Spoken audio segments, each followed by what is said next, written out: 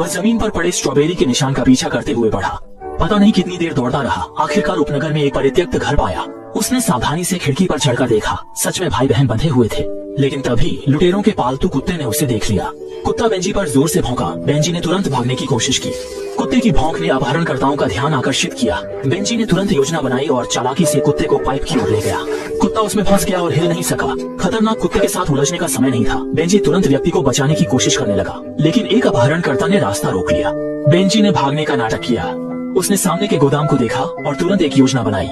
इसीलिए उसने जानबूझकर अपहरणकर्ता को गोदाम में ले जाकर खुद एक छेद से बाहर निकल गया। फिर जल्दी से दरवाजे के सामने जाकर एक अलमारी गिरा दी। अपहरणकर्ता को अंदर बंद कर दिया गया।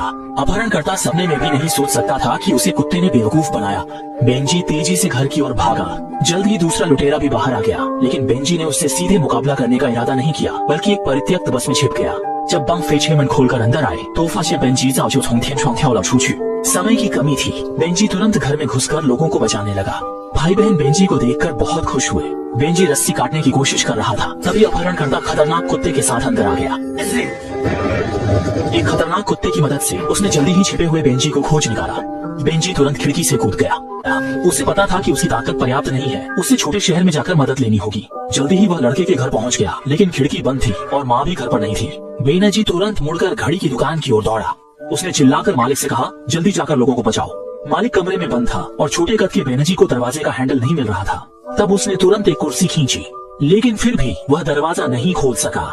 तभी उसने जमीन पर पड़ी चाबी देखी और जल्दी से मुंह से उठाकर ताले के छेद के सामने कर दी।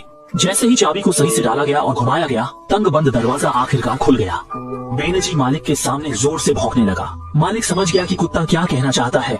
जल्दी ही पुलिस आ गई। लड़के की माँ भी खबर सुनकर आ गई, लेकिन उसे नहीं पता था अपहरणकर्ता कहाँ छिपे हैं।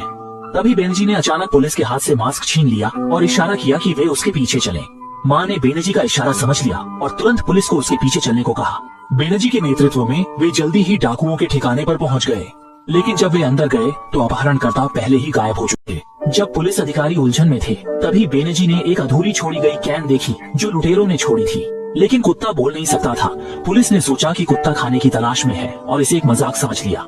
लड़के की माँ बहुत गुस्से में थी, तो उसने कुत्ते को डांटा और तुरंत वहाँ से जाने को कहा। बेनजी बहुत दुखी था। वह तो लोगों की मदद करना चाहता था, लेकिन माँ ने उसे बार बार गलत समझा।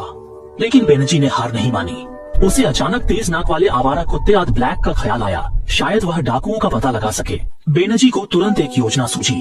उसने पहले स्टॉल मालिक से खाने का एक पैकेट चुरा लिया और जल्दी ही दाही के कचरे के ढेर पर पहुंच गया, इस उम्मीद में कि इस खाने के बदले दाही उसकी मदद करेगा। लेकिन उसने खाना तुरंत नहीं दिया, बल्कि खाने को मुंह में दबाकर दाही को बाहर निकाला और उसे उस घर तक ले गया जहाँ